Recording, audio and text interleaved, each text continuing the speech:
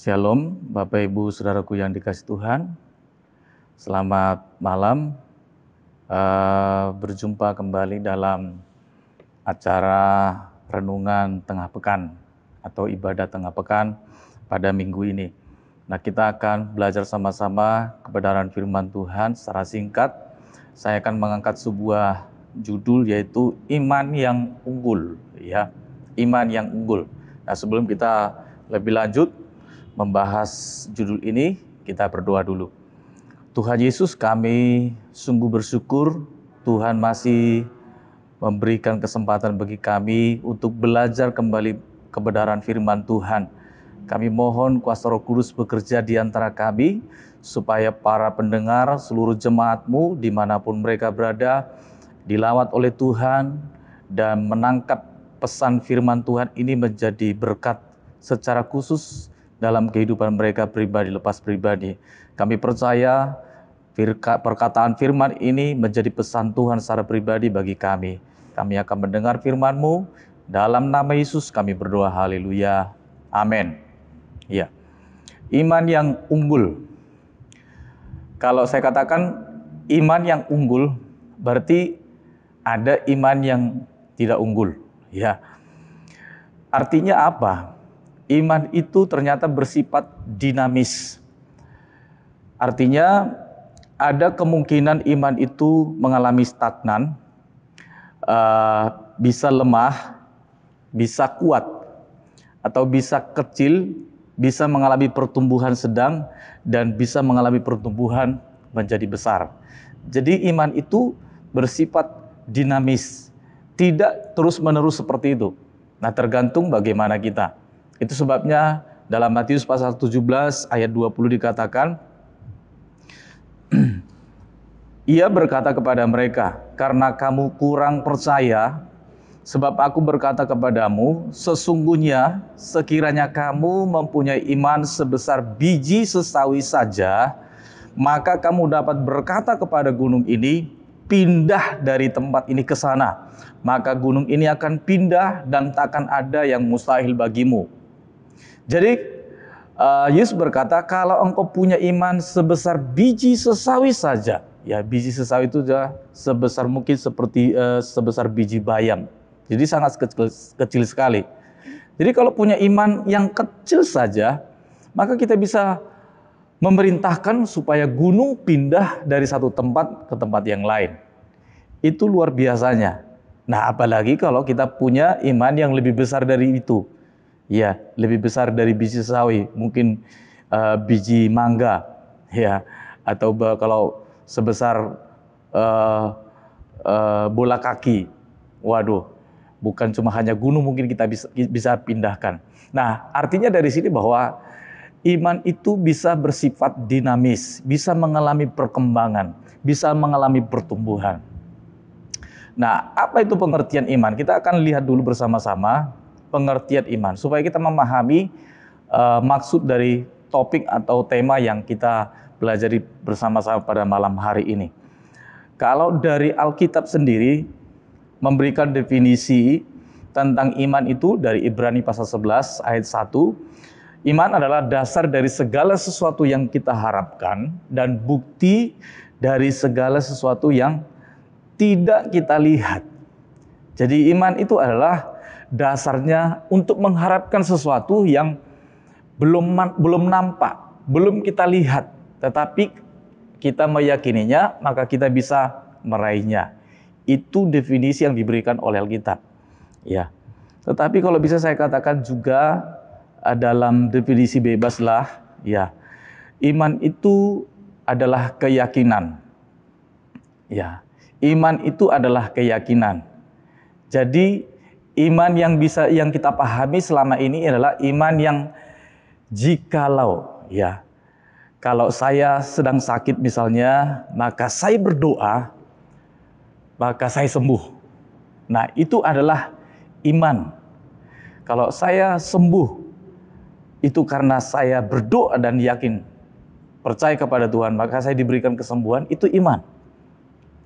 Atau mungkin seperti seorang perempuan yang sakit pendarahan selama 12 tahun, Ya, dia sudah berusaha kemana-mana untuk berobat, ya, dan dia sudah menghabiskan banyak hartanya untuk mengobati pendarahannya, tetapi tidak kunjung sembuh. Saudara bayangkan 12 tahun wanita ini mengalami sakit pendarahan dan tidak ada perubahan. Tetapi ketika dia mendengar Yesus lewat dari tempat mereka, maka dia berkata, asal ku jamah saja jubahnya, aku pasti sembuh.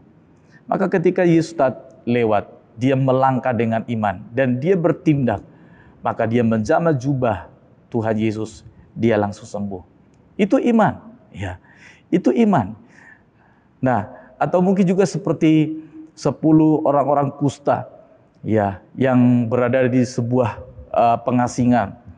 Ketika Yesus lewat dekat dengan mereka, maka mereka berteriak-teriak, Yesus, anak Daud, kasihanilah kami. Maka ketika itu Yesus memerintahkan supaya mereka pergi untuk menghadap kepada imam-imam bahwa mereka sudah dinyatakan sembuh. Nah, ketika mereka melangkah pergi ke imam-imam, pada waktu itu mereka sembuh. Artinya mereka yakin, mereka percaya, maka mereka mengalami buah dari iman itu. Tetapi itu adalah iman dari jikalau, kalau saya sembuh, kalau saya berdoa, maka saya sembuh. Nah, itu sebetulnya iman yang biasa kita dengar, ya. Nah, kalau sebaliknya saya bertanya kepada Bapak Ibu, kalau misalnya yang kita minta, kita sudah percaya kepada Tuhan, tetapi yang kita minta tidak dikabulkan oleh Tuhan, apakah itu juga tidak bisa dikatakan kita sedang beriman? Ya, beriman. Nah, inilah yang disebut dengan iman yang unggul. Kita akan membedakan nanti, perhatikan, iman yang tidak unggul dengan iman yang unggul. Kalau saya meminta sesuatu, ya, saya dikabulkan permintaan saya. Misalnya saya sakit, saya berdoa dan Tuhan memberikan kesembuhan. Ya, itu adalah mujizat karena saya percaya maka Tuhan memberikan. Nah, kalau sebaliknya pertanyaan, saya sudah percaya, saya sudah berdoa, tetapi tidak ada jawaban dari Tuhan mengenai iman saya tadi, supaya saya sembuh. Yang saya mintakan supaya saya sembuh, ternyata Tuhan tidak mengabulkan. Saya tetap sakit. Nah, seperti Paulus misalnya, ada duri dalam dagingnya. Dia sudah berdoa 3 kali dikatakan. Dia berdoa, tetapi Tuhan tidak mengabulkan permintaannya. Apakah Rasul Paulus pada saat itu tidak sedang beriman? Oh, beriman dong. Iya. Kalau dibandingkan Rasul Paulus dengan kita, nggak ada apa-apanya dengan kita, Bapak Ibu, ya. Ya. Tetapi Tuhan berkata apa? Cukuplah kasih karuniaku kepadamu, sebab justru dalam kelemahanlah kuasaku makin sempurna. Jadi Paulus bisa menyembuhkan orang ketika dia berdoa, orang sakit disembuhkan. Tetapi dia minta supaya dia disembuhkan oleh Tuhan, Tuhan tidak mengabulkannya. Jangan katakan dia tidak beriman. Ya. Nah, justru saya berpikir begini, kalau setiap kali kita minta dan Tuhan memberikan, kita ini seperti itu iman masih kerdil. Ya. Misalnya seperti anak-anak. Kalau anak-anak minta dibelikan es krim, dituruti, dia berterima kasih, ya, dia senang sekali, dia tertawa. Tetapi kalau tidak dituruti, dia bisa nangis, dia bisa guling-guling. Nah, bagaimana dengan kita? Apakah kalau Tuhan mengabulkan permintaan kita karena kita beriman, ya kita bersyukur, kita memuji Tuhan. Tetapi kalau tidak, apakah kita masih tetap setia? Apakah kadar keyakinan, kepercayaan kita kepada Tuhan tetap stabil, tidak pernah mengalami perubahan, tidak turun? Nah, ini dia suatu hal yang sangat penting bagi kita. Nah, iman yang kerdil itu tadi, yang saya katakan tadi, adalah iman jikalau. Kalau saya sembuh, maka saya setia ikut Tuhan. Kalau pergumulan saya diluluskan oleh Tuhan, maka saya makin rajin ke gereja. Kalau saya naik gaji, naik pangkat, ya, maka saya mau melayani Tuhan. Nah, kalau tidak, bagaimana? Nah, ini dia pertanyaan bagi kita. Nah, justru iman yang unggul adalah iman yang walaupun. Ya, jadi Bapak Ibu bisa bedakan ya. Iman yang kerdil tadi adalah iman jikalau saya mendapatkan jawaban, jikalau saya diberkati, jikalau saya diuntungkan, jikalau pergumulan saya mendapatkan jawaban, maka saya setia. Tetapi iman yang unggul adalah iman yang walaupun. Memang saya berdoa supaya saya sembuh, tetapi walaupun saya tidak sembuh, saya tetap cinta Yesus.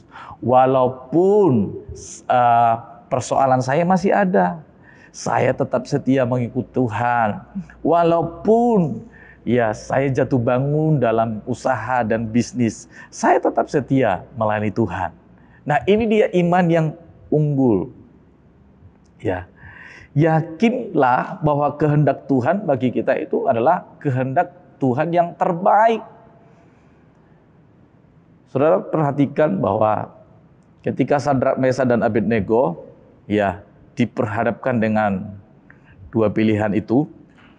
Kalau Sadrak, Mesak, Abednego ini mendengar bunyi-bunyian ya sangkakala, rebana dan seruling dan lain sebagainya, maka kalau mereka sujud menyembah patung itu, maka mereka lolos dari hukuman. Tetapi kalau ketika mereka mendengar dan mereka tidak menyembah patung yang didirikan oleh raja itu, maka mereka akan dimasukkan dalam dapur api yang menyala-nyala. Tetapi apa jawab Sadrak, Mesak, dan Abednego? Perhatikan Daniel pasal 3 ayat 17 dan 18. Akan saya bacakan. Jika Allah kami yang kami puja sanggup melepaskan kami, maka Ia akan melepaskan kami dari perapian yang menyala-nyala itu dan dari dalam tanganmu, ya Raja. Tetapi seandainya tidak, hendaklah Tuanku mengetahui, ya Raja, bahwa kami tidak akan memuja dewa Tuanku dan tidak akan menyembah patung emas yang Tuanku dirikan itu. Ini adalah pernyataan iman yang unggul, Bapak Ibu. Memang permintaannya adalah permohonan Daniel ini, Sadrak, Mesak, Abednego, supaya mereka diloloskan dari perapian itu. Tetapi kalau seandainya pun tidak diloloskan, kalau seandainya pun mereka masuk ke dalam dapur perapian itu dan tubuh mereka terbakar, kulit mereka hangus, rambutnya hangus, pakaiannya semuanya hangus, dan mungkin terbakar sampai hangus sampai tinggal tulang belulang, tetap mereka tidak akan menyembah dewa atau patung yang didirikan oleh raja. Itu adalah iman yang unggul. Jadi mari Bapak Ibu kita belajar. Kalau kita mau memiliki iman yang unggul, jangan seperti iman anak-anak. Ya, iman yang kerdil. Mengharapkan kesembuhan saja, mengharapkan mujizat, mengharapkan jawaban yang pasti. Ya, semuanya serba pasti dari Tuhan. Ya, mengenai pergumulan-pergumulan ini. Tetapi kalau seandainya tidak, ini hal yang sangat penting bagi kita. Seandainya tidak, apakah kita masih tetap setia kepada Tuhan? Ya. Jadi banyak kali kita meminta hal-hal yang spektakuler terjadi. Baru kita berkata, bersaksi, waduh, doa saya dijawab oleh Tuhan. Puji Tuhan, iman saya itu luar biasa berarti.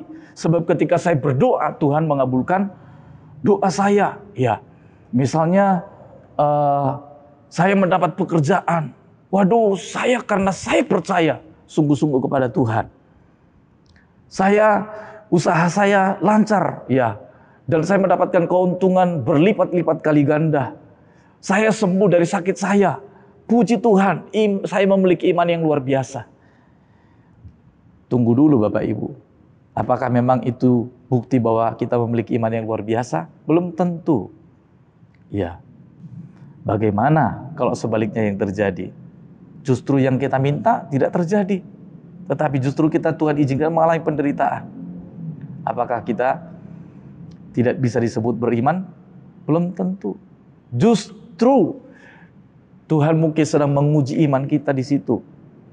Kalau tetap dalam keadaan kesulitan, tantangan, persoalan, pergumulan hidup kita alami, tetapi kita masih tetap setia mengikut Tuhan. Kita tetap cinta Tuhan Yesus. Kita tetap melayani Tuhan. Sedikit pun tidak luntur kadar iman kita. Sedikit pun tidak kendor kesetiaan pengiringan kita kepada Tuhan. Itu justru iman yang unggul.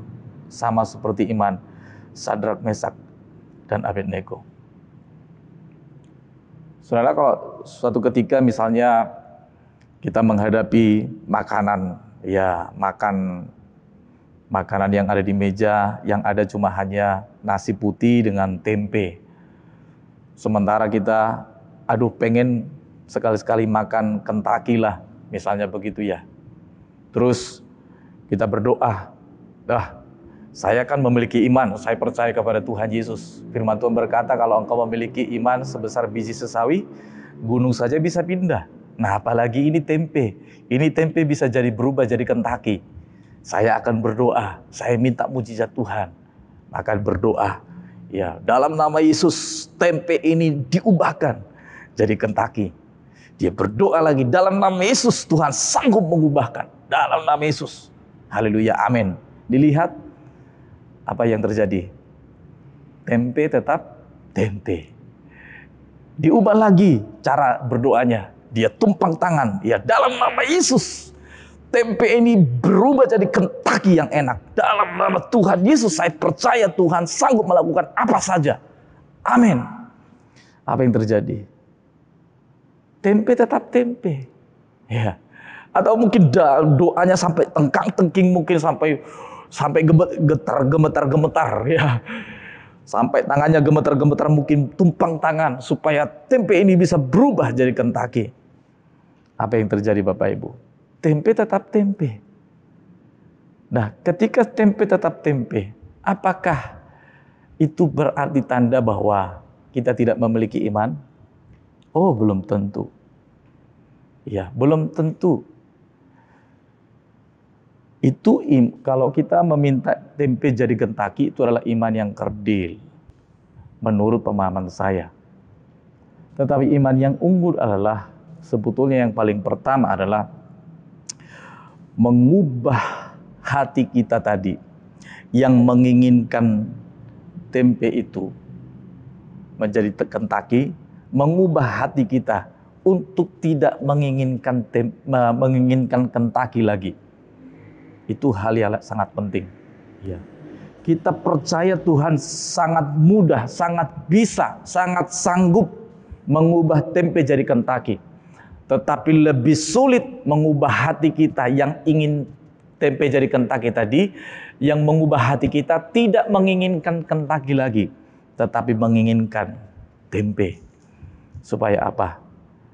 Supaya kita bisa menikmati apa adanya berkat Tuhan. Dan itu adalah kadar iman yang unggul. Ya, itu adalah kadar iman yang unggul. Seringkali saya mendengarkan kalau ada orang yang mungkin hidupnya sudah dekat dengan Tuhan, setia melayani Tuhan. Mungkin dia seorang hamba Tuhan, tetapi hidupnya sangat sederhana saja. Ya. Dia tidak memiliki kekayaan mungkin ya. Dan mungkin dia sakit-sakitan. Mungkin banyak kali dia jatuh bangun, dia gagal ya. Dia mengalami persoalan, permasalahan. Kita langsung memberikan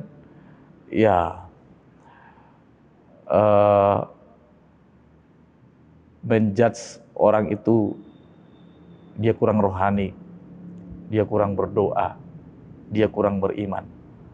Apakah dengan bukti-bukti seperti ini kita bisa mengatakan seseorang itu bukan orang yang memiliki iman, keyakinan yang kuat? Belum tentu.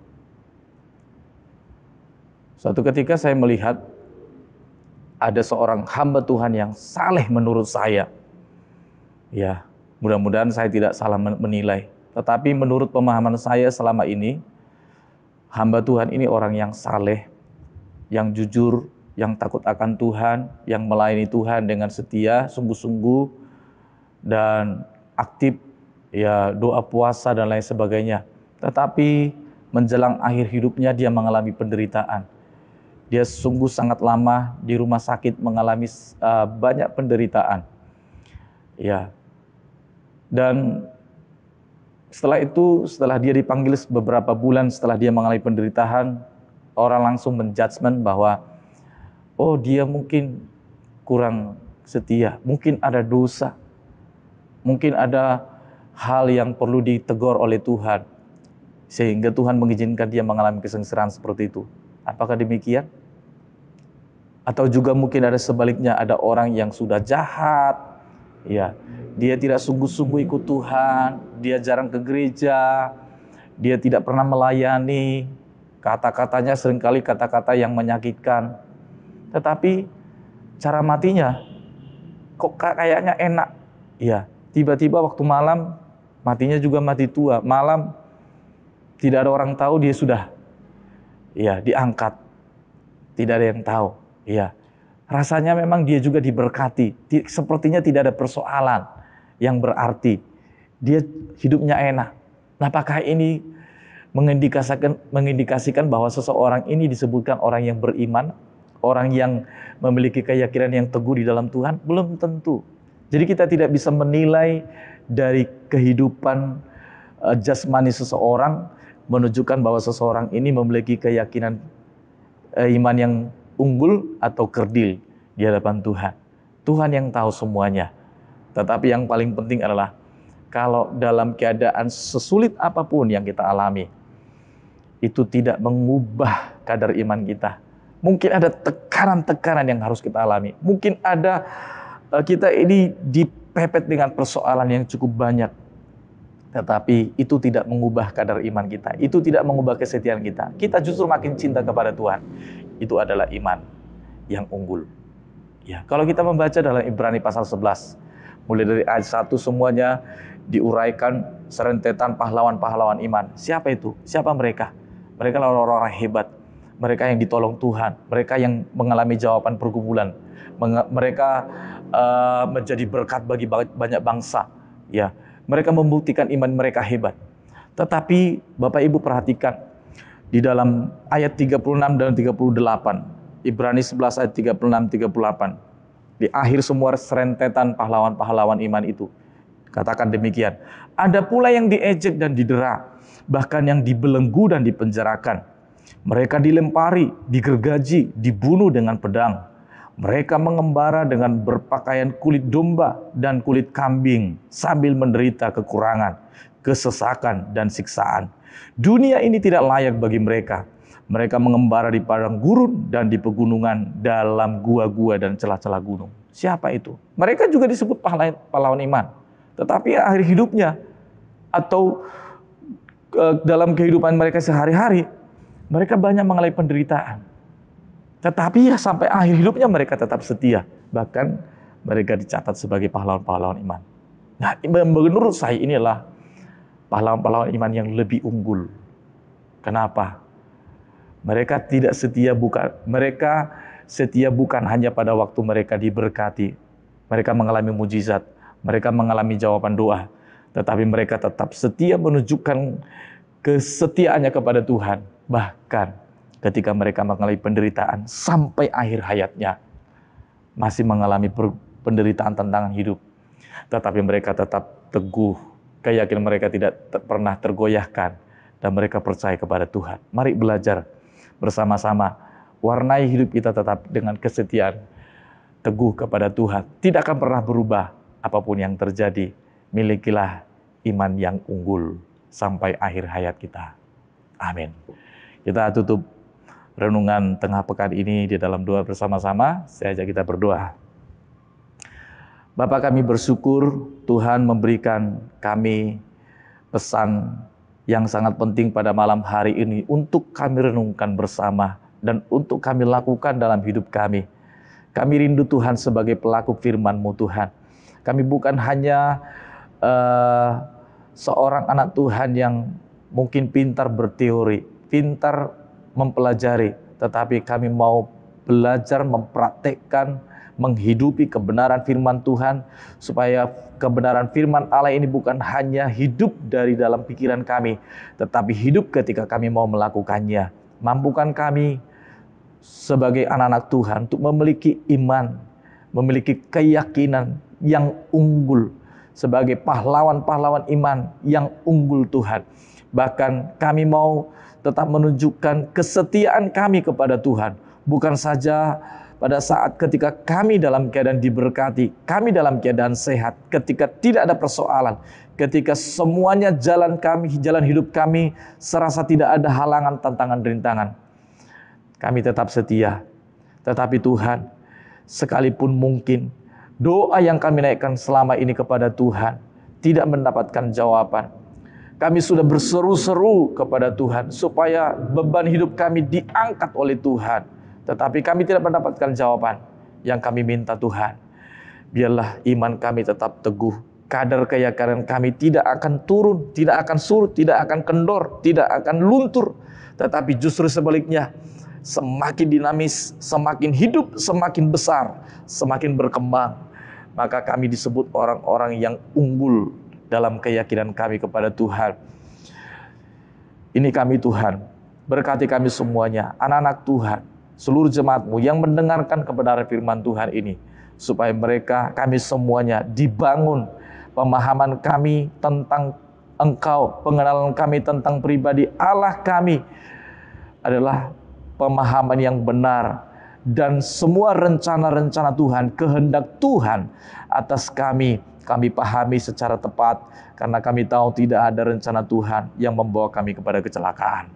Terima kasih Tuhan, berkati kami semua. Berkati juga saudara-saudara kami yang sakit, Tuhan tolong mereka, jamah, sembuhkan, lawat mereka malam hari ini, baik ketika mereka berbaring di rumah atau yang dirawat di rumah sakit. Tuhan lawat, Tuhan jamah, sembuhkan dalam nama Yesus. Yang susah dihibur, yang lemah dikuatkan, yang terbelenggu oleh kuasa kegelapan dan kuasa dosa, Tuhan lepaskan kami dari ikatan ini. Kami adalah orang-orang yang sudah dimerdekakan oleh pengorbanan Kristus. Dan kami mau memberikan hidup kami seutuhnya menjadi hamba-hamba Tuhan, melayani Tuhan seumur hidup kami. Kami berdoa untuk kota kami ini, sejahteralah kota kami. Berdoa untuk bangsa kami. Tuhan berkatilah bangsa kami ini Tuhan. Aman, damai, tentram, seluruh penduduknya mengalami kesejahteraan.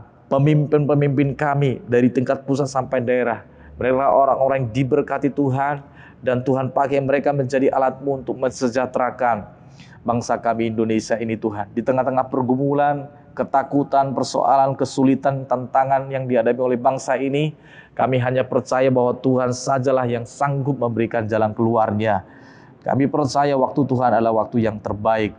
Kami menanti dengan iman, kami percaya Tuhan pasti menolong bangsa kami luput dari persoalan, terutama dari pandemi COVID-19 yang masih belum berakhir sampai tahun ini. Tuhan segera tolong. Terima kasih Bapa, berkati semuanya jemaat Tuhan yang mendengarkan kebenaran-Mu dan yang berdoa bersyafaat bersama-sama. Dan kami percayakan hidup kami sepenuhnya dalam perlindungan Tuhan setiap hari, siang, dan malam, dimanapun kami berada. Biarlah berkat damai sejahtera dari Allah Bapa, cinta kasih dari Tuhan Yesus, persekutuan dalam kuasa Roh Kudus menyertai kami malam ini sampai Tuhan datang. Dalam nama Yesus, haleluya. Amin. Shalom.